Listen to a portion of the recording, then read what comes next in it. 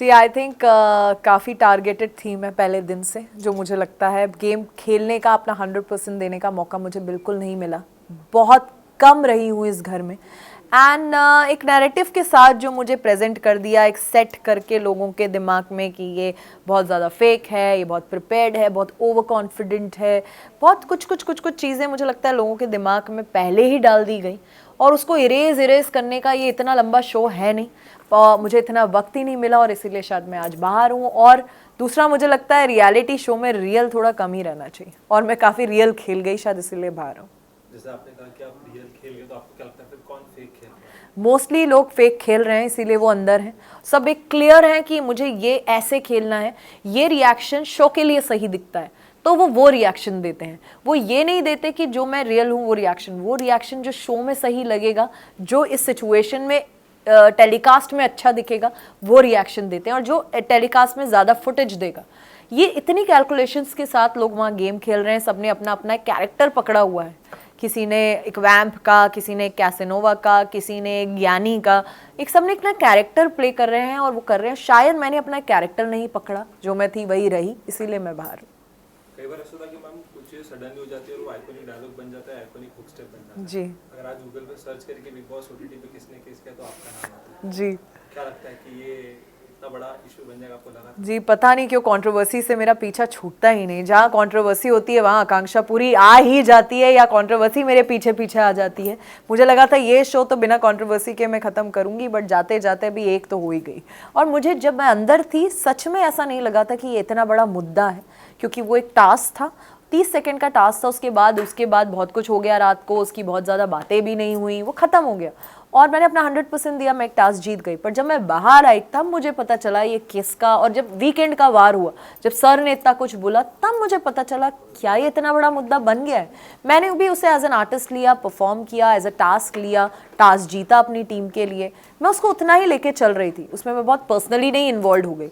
But वो इतना बड़ा मुद्दा बन जाएगा ये मुझे भी नहीं पता था। जो वीकेंड के वार पे मुझे पता चला, बाहर आई तब पता चला कि इतना कुछ उस पे ट्रेंड हो रहा है। बट ये भी मुझे पता चला वो हाईएस्ट टीआरपी मिली है उस एपिसोड को, तो I don't know what to say about that. Salman sir ने आप सभी की तरफ से माफी मांगी, जी जी उसमें क्या कहना है?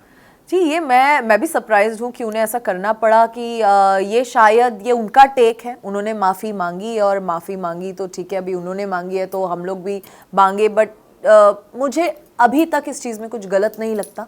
इसलिए जब सर ने भी मुझे बोला, मैंने सिर्फ यही बोला जो मैं बोलूँगी कि ये एक टास्क था, मैंने सिर्फ इसे एज अ टास्क लिया।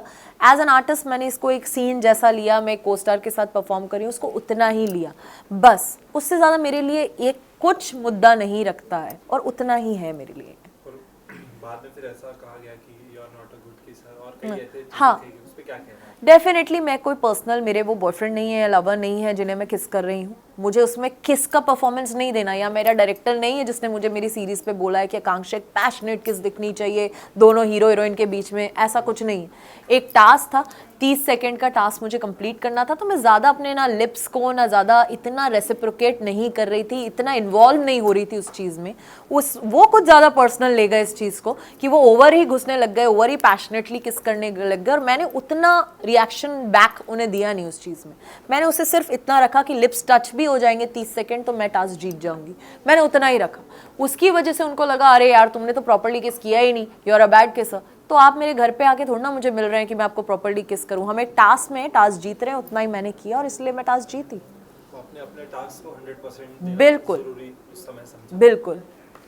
आकांक्षा, आप जब से जय से बात कर रहे थे, जब आप लोग की बातें होती थी, आपने एक जिक्र किया था कि मैं इतने सालों से रिलेशन में नहीं रही, लास्ट मेरा रिलेशन वो व्यक्ति इस घर में आया और यहाँ से उनको कोई व्यक्ति मिला, एंड देन तो कई हद तक एक नाम है जिसके डायरेक्टली या फिर इनडायरेक्टली हम कह सकते हैं उसका जिक्र होता है। आप कुछ कहना चाहोगे उस बारे में? जी डेफिनेटली, क्योंकि वो बार बार मुझे देखते थे कि तुम बैक एंड पे क्यों रहती हो, थोड़ा सा कट जाती हो, थोड़ा सा 100% नहीं दे रही हो, अपना खुल के नहीं आ रही हो। क्योंकि मुझे लगता है एक रियलिटी शो में रिश्ते बनाना और इतने कम टाइम में किसी को जज करना, मैं उन्हें बाहर नहीं जानती हूँ। अंदर सब कहीं ना कहीं अपना गेम खेल रहे हैं, कैरेक्टर फॉलो कर रहे हैं, तो वहाँ मैं किसी को जज कर पाऊँ कि ये मेरे लिए एक रिश्ते में सही होगा कि नहीं, इसके साथ मैं अफेयर रखना चाहती हूँ, मैं ऐसी नहीं हूँ। मुझे वक्त लगता है।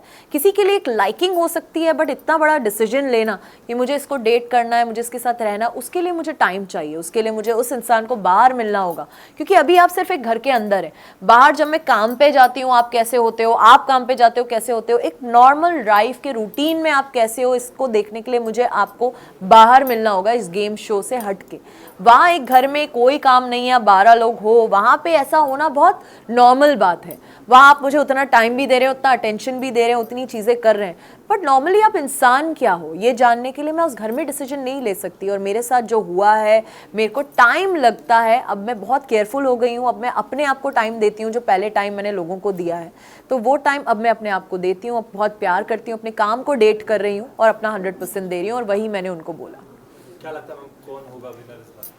जी बहुत अच्छा गेम खेल रहे हैं पूजा मैम और अभिषेक, और मुझे लगता है बहुत ही मास्टरमाइंड के साथ अभिषेक खेल रहे हैं, और पूजा मैम तो सबको पता ही है जैसे खेल रही हैं, वो बहुत शार्प हैं, बहुत स्ट्रॉन्ग हैं, और ये दो मेरे टॉप 2 डेफिनेटली हैं, और मुझे लगता है अभिषेक को ये गेम जीतना चाहिए।